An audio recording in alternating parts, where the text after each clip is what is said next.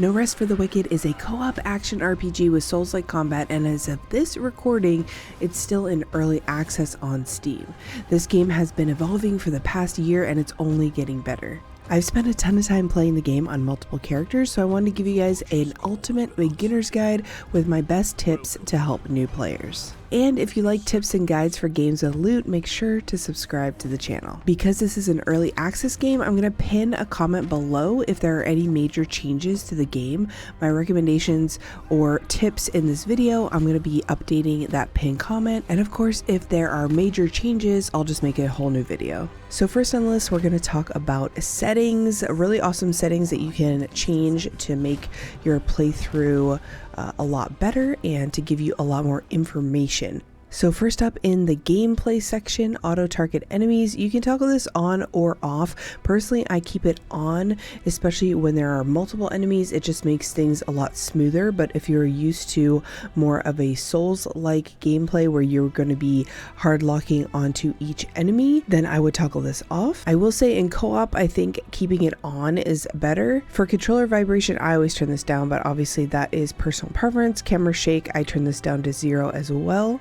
And then down to user interface, we are going to be toggling on enemy poise bars, show damage numbers, show stat numbers, show player health numbers, and show player focus numbers. This is going to give you numbers on all of your bars. So you'll be able to see how much focus you have, health you have in exact numbers. And then you definitely want enemy poise bars on. Now, if you're going for a challenge playthrough, difficult playthrough or something, and you want to keep those off, that's totally up to you. However, I would recommend putting enemy poise bars on. It's going to show you how close they are to being staggered. There's a white bar that appears underneath their health bar, and that is going to build up as you do damage. Now you have to do constant damage to them to build up that poise bar in order to stagger them, and you'll notice that the bar goes down when they're not being hit. So I definitely recommend turning that on. And I will say that stagger damage on bosses is really helpful and overpowered early on. Moving on to the controls tab, you can see here you can change your gamepad input style. If you use Xbox or PlayStation controllers, you can actually select which one, and that's going to change what's shown to you as far as the buttons go. And then for keyboard and mouse, this is where you can kind of change if you want mouse movement or WASD. And I know they're making changes on this in early access, so this is probably going to change a little bit before 1.0. If we head on over to the graphic section of settings, you'll see motion blur is here, so you can go ahead and turn that down to 0, which I know a lot of us like to do. And that's going to do it for the recommended settings. All right, now you're ready to create your character and your realm in No Rest for the Wicked and get on out there. Make sure to complete the prologue first before the main story. They've said they're going to make this a lot more obvious, but right now it's not as obvious. So make sure you do the prologue, which is going to teach you important mechanics like how to backstab, parry, shimmy along walls, and jump small gaps. One thing the prologue doesn't teach you, however, is how to scroll through items on your hotbar. So by holding up or down on the D-pad, you can actually pull up an overlay here where you can sort through and pick which one you want to be on your hotbar. So if I wanted to change my food, instead of instantly restoring 70 health, I wanted to now go to my focus food, which is maybe a little bit more expensive, but I want to pop this once so I can get 50 focus, and then I want to go back to my mushroom food, I can do that. This prevents you from having to go back and forth into your inventory every time you want to switch different oils or different food. It also tells you what each thing does at the top, which I think is a really nice addition. After you complete the prologue, you're going to arrive on the shore of Sacra. Go and pick up a guaranteed fishing rod at this location, which is going to jumpstart your resource gathering. You can then start gathering fish, which will help you make food recipes like that one I just showed you. And then as you explore, make sure to look above and below for secret paths to gather loot. It's not always super obvious. This game doesn't have like the yellow paint on the ledges that you need to grab onto. So you kind of have to make and discover the path that it wants you to go to get to the chests and to the loot drops. If you get stuck trying to progress in an area, look out for the Glint. The Glint is a little kind of lens flare looking thing. No Rest for the Wicked includes visuals like this to notify you of a door, drawbridge, ladder, or another item to interact with. This is going to help you progress through the area and get to the next spot. Alright, once you get to Sacrament, here is what to prioritize. Head to the Rookery first to receive your first Plague Ichor. This is going to allow you to upgrade your inventory slots by talking to the Watcher. I recommend upgrading the Resource tab first because it is going to fill up with all different kinds of resources. Then next I would expand your Gear tab because you don't want to leave gear on the ground. And then third, I would add an additional ring slot actually if you've found one ring already, because it is nice to get the extra stats early on. Keep in mind there is an XP ring, there are XP potions that you may get every now and then, and there are also XP gems, which we're going to talk about gems in a separate section. Feel free to skip around using the chapters if you want to. The next thing you'll unlock in Sacrament is the spoken and unspoken side quest from Elsa, who is standing out front by the way shrine. Once you accept this quest, she's going to take you over to the cemetery and unlock a fast travel in the Crucible, which is a roguelike mode in No Rest for the Wicked. Go over and grab the fast travel, but you don't have to really interact with this game mode that early. However, you can if you want to. It's definitely a fun mode to go into either solo or in co-op to go farm for gear. So if you're going through the story and you feel like your gear is lagging behind a bit, a good tip is to go into the Crucible and complete a few rounds or whatever you can do in order to gear up. You'll need to play through this Crucible game mode a couple times if you want to unlock the Respec station in order to reorganize your stats.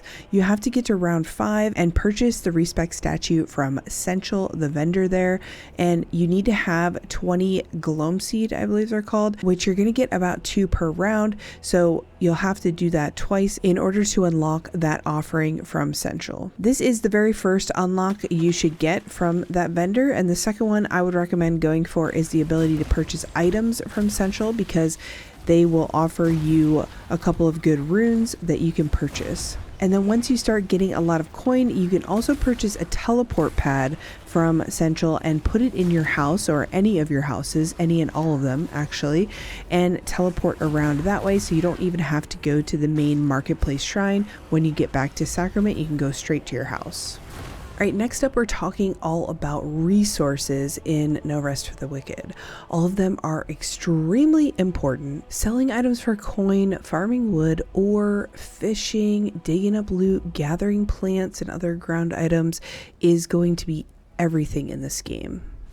So what should you do with weapons and armor that you don't want? Well, your first priority should be to sell them to any of the NPCs in Sacrament in order to make some money. Money is going to make the early game really easy, a lot easier anyways, because as soon as you have enough coin, you can then purchase a house, and then you can go and purchase storage chests from Whitaker.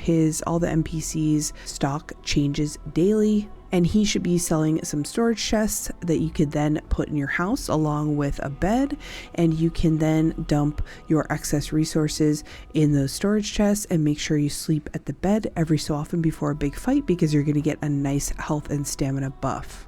Also make sure you upgrade Caroline's Inn and head on over there to sleep in the bed for an XP buff. And if you're out questing and you have a full gear tab, you can also donate your gear to the waypoints to unlock it as a fast travel point. So this is always good to do if you're out and you don't want to go back to the town, but you have a lot of excess gear that you don't want. When you farm wood or fish or dig, you're going to be getting a little mini game with a circle where you're trying to get a perfect hit every time. And if you do this, you'll get more resources. So you may get 2 pieces of wood instead of 1, or 2 pieces of ore. However, with the fishing and the digging, you can get extra gear. This can be embers, which are more endgame resources. You can get research papers, you can get weapons, armor. So it's really important to try to get those perfect hits when you can. The wood and ore that you farm up and the basic materials are going to be used to update Danos's building projects. So when you first start the campaign and you're early into the game and your realm is very new, you want to hit up Danos quite often to donate your resources in order to get those building projects done. He requires a lot of resources, so make sure you are chopping down every tree and hitting every ore node.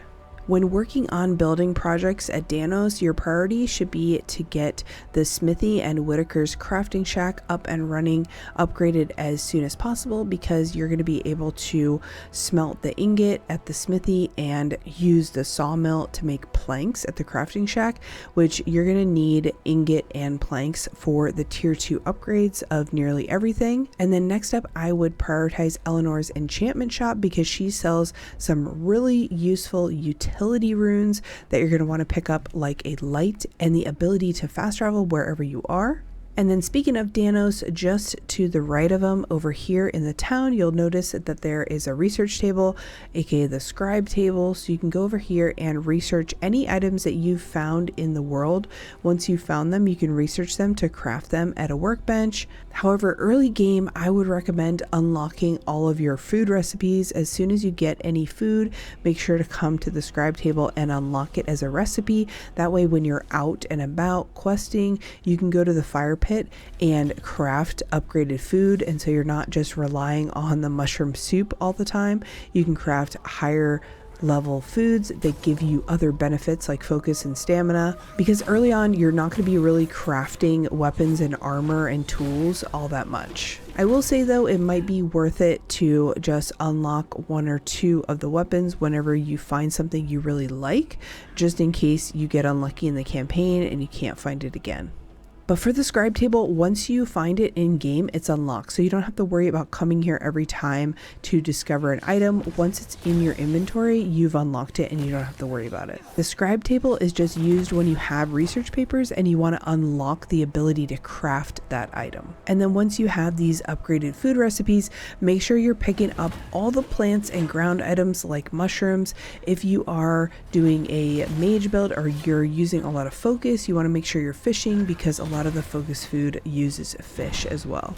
That being said, all resources are used for upgrading your settlement, crafting weapons and armor, making food, donating to challenges, and even can be a cheap way to unlock your whispers to fast travel to. And lastly, I wanted to mention that harvesting gives you XP and focus, which is nice early on when you don't passively generate it. So if you're going into a big fight, you can kind of farm along the way and generate up some focus so that you have it when you're in combat. And that is it for resources. Just know they are extremely important and you should never pass them up. All right, next up, I'm going to give you some tips about armor and weapons, and we'll talk about gems and runes and how to do all of that in No Rest for the Wicked. In the early game, you're definitely going to want to try every weapon in the category that you like. Everything that drops for you, I would suggest trying it out, doing a basic attack, checking out the rune that's attached to it, which is kind of its ability that you're going to be using either focus or stamina for. I would check out all the different runes, because all the weapons have different rune abilities and different attack moves, so there might be ones that you like more than others. And you want to do this really early on because you want to know what stat you're going to invest into. Now, I think eventually when 1.0 comes out for No Rest for the Wicked, this won't be a thing anymore, because I think they are going to have specific classes that you're going to be getting XP for, so the stat system will kind of go away. But I'll make a new video if that does happen. But right now you're going to be investing stat points similar to a Souls-like. So you have your health stat, your stamina stat, your focus, which is kind of like your mana, your equipment load that tells you what kind of dodge roll you're going to get, you know, how clunky you are, how much stamina you're going to be using to do things. And then the rest of these stats are all just damage stats. They have no other use except for allowing you to use the weapon to its fullest potential. So you can still use these weapons even if you don't have stats in that particular damage scaler. And I would recommend trying out a bunch of different weapons before you commit until you have that respec station from the Crucible that we talked about in the last section, and you can kind of move things around. It does cost Embers to respec, 1 per 10 respec stats. So you're going to want to make sure that you make decisions intentionally. So with the runes on the weapons, you also want to keep in mind that you can remove them and put them onto a different weapon as long as they're in the same category. So one-handed weapons to one-handed weapons, which means that a lot of axe and sword and club and mace, if they're one-handed weapons, the runes can be interchanged among them, which can lead to some really awesome combinations. And you should definitely be experimenting with this in early game and throughout the campaign, because it just costs coin to remove runes and put different runes on to your weapon. Now, of course, you don't want to go crazy because there's a lot that you're going to want to spend your coin on, but it's cool to experiment throughout the campaign so that you know what you really want to focus on by the end. As far as gear and armor goes, obviously you want to look for the enchantments that fit the build that you're going for, whether it be elemental damage, physical, resistance, stagger, etc. But most importantly, you're going to want to look at the item facets. Now, you won't get gear with item facets on them until about, I think, around level 5 or so. So keep an eye out for this text up here towards the top of the item card. It's going to tell you what intrinsics are on that item piece. And item facets cannot be changed, so it's really important to pay attention to them and make sure they fit your build. So for instance, this one right here says ice resistance increased, weight increased. I would try to avoid these type of item facets early on because it's going to increase your weight and it's very difficult to stay under heavy in the early game. However, item facets like agile, they give you stamina regen increased, are really good early on, or armor increased. Things like that are really good to keep an eye out for. I would avoid anything that's going to reduce your stamina regen, especially early on, because the boss fights can get pretty brutal if you're constantly waiting for your stamina to regen. Endgame wand and staff builds are probably going to gear towards mystic item facet, which gives you focus gain increased, but it reduces your stamina regen. I would stay away from this particular item facet early game until you feel like you have enough stamina regen, because this can really handicap you early on against bosses. Because look at this particular piece, you're going to get 28% focus gain, but you're also getting negative 20% regen, which is hard when you're getting focused down by a boss. The other thing you want to pay attention to is the weight of each item. We've got plate, mesh, leather, and cloth. And each of these weights is going to give you a different focus gain and stamina regen. So you want to pay attention to that depending on what build you want to go with. Now let's take a look at Eleanor's options for adjusting our gear. First up is the enchant tab. Now this is a way to take common rarity items and make them either magical or plagued, which is blue and purple rarity. It's going to give them enchantments and can give you some great stats early on. So if you have enough coin, I would definitely recommend doing this to any items that you pick up that you want to use, like weapons, or if there are any good armor pieces that have a good facet. So for instance, this Holy Prisoner Rags that has agile as its facet, stamina regen, we can go ahead and enchant it. It's going to remove the last 3 gem slots of the common rarity, and then it's going to give you stats. So once we do that, it did hit purple, so you can either get blue or purple rarity when you enchant. This one got purple and it gained thorns, burn damage increased, overall speed increased after inflicting shock status, and then purple items get 1 negative stat, which this one is drain health in combat, which isn't the greatest for early game, but I'm going to show you guys how to kind of negate that if you do get it early game. So let's talk about the next tab, which is Infuse. This is where you're going to be adding gems in the game. So let's go back to the Holy Prisoner Rags that we just enchanted.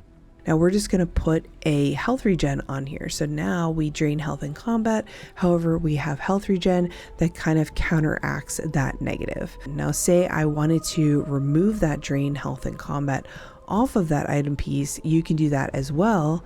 All you need to do that is a fallen ember, which you will start getting pretty early on in your playthrough. You want to keep some of these for endgame. Obviously, you don't want to be changing all of your gear that you're just going to replace as you level up. However, you know, if you have a couple pieces that just need one swap out, I think that's fine to do during the campaign. You're going to hit Y on that, and then we're going to go over to the Holy Prisoner Rags. We're going to hit A on that, and then we're going to be going down to drain health in combat, and then you just click A on that to re-roll, and now we get max health reduced by 50%. So you can keep doing this for as many embers as you have. I only have 3 more, so we're not going to do that. But then you can put this item on just like that. Or say you've been wearing it for a while and you're ready to get rid of this item. Instead of just selling it back, you can take that health regen gem off of that piece. Or if you want to replace the gem on that piece, you can do that as well. So if you want to remove that gem from that piece, you're going to hit extract, and it's going to highlight that gem, and you're going to hit A, and it's going to say extract the small skull gem from the rags. It will destroy the item, and if you hit OK, it destroys the item, but you get that gem back. On the other hand, let's say you wanted to keep this weapon, but you wanted to destroy the gem on it and put something different on this item. So the elemental resistance increased by 6. Let's say I got a better gem that has a higher percentage. I want to take this away.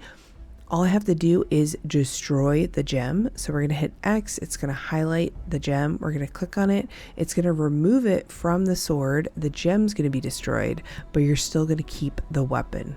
So those are the 2 things you can do in the Infuse tab. Now moving on to the Rune tab, there's a couple things you can do here. Let's start with utility runes. You'll learn how to do this through Eleanor's side quest. However, if you missed it or need a refresher, here it is. Going over to the Manage Utility Runes, you can select on any of these, and it's just going to cost coin in order to extract that rune, which you'll still keep. You can see it over on the right hand side there, and then you can add whichever rune you want in its place, and that just takes coin to swap those out. So you can do that however many times you want. Really, I would recommend not doing a ton early game, but there are a lot of different utility runes that you can purchase from Eleanor, you can get from Senchel in the Crucible, and other different sources. Now for the weapons, you have to match the item type to item type. So 2-handed weapons are all in a category, 1-handed and wands and staffs. So when you look at an item, you'll see that it's got different runes on it. You click into it, will actually show you the description of the rune, which I've heard they're going to have the description of the runes somewhere else so that you don't have to actually go to Eleanor every single time.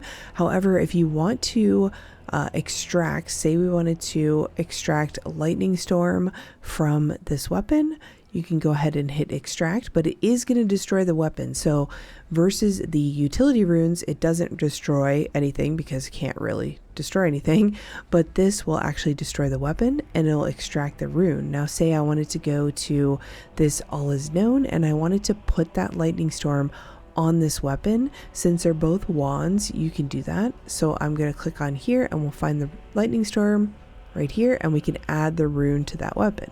And adding runes are going to add abilities to your weapon, which make it stronger, make it more versatile.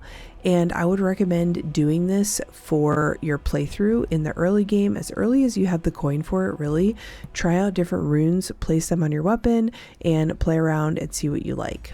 And then lastly, on this rune tab, you can also destroy the runes on there in order to open up a slot. So if a weapon comes default with a rune that you don't like, but say you like the base attack of the weapon, you can actually destroy the runes that spawn on that weapon. So they're default runes. So if you wanted to go here and destroy, and it'll say that it's going to remove frost needles and it's permanent, the rune will be destroyed. And that's it. And then now we can put something crazy like a plague rune on top of that. One of the utility runes I would highly recommend purchasing from Eleanor or from Senchel in the Crucible is the teleport rune. It only costs 25 focus, which you can get from just farming around, and it allows you to fast travel to any of your unlocked whispers, which is really, really nice when you're going through the campaign and if you're far away from the whisper and you just want to get back to town to repair or make some food. The other one I would recommend, if you have somebody that is running a focus build in your party, or you are, is the healing aura. This is going to heal your entire team, whoever's standing in the aura, and it just drains your focus. You can also add utility runes that give you buffs like focus, damage, stamina that last for 2 minutes, which is really nice to pop before a boss fight. Alright guys, that was a lot of information, and I feel like this video is going to be so long, but I think all of these things are really important for beginners, newer players. If you have any questions, definitely leave them in the comments below. I read every comment. I will respond and help you out as best I can. I appreciate you guys checking out this video. I hope you're enjoying No Rest for the Wicked. I'm looking forward to all of the updates in the coming year in 2026, and I will see you guys in the next one. Bye bye.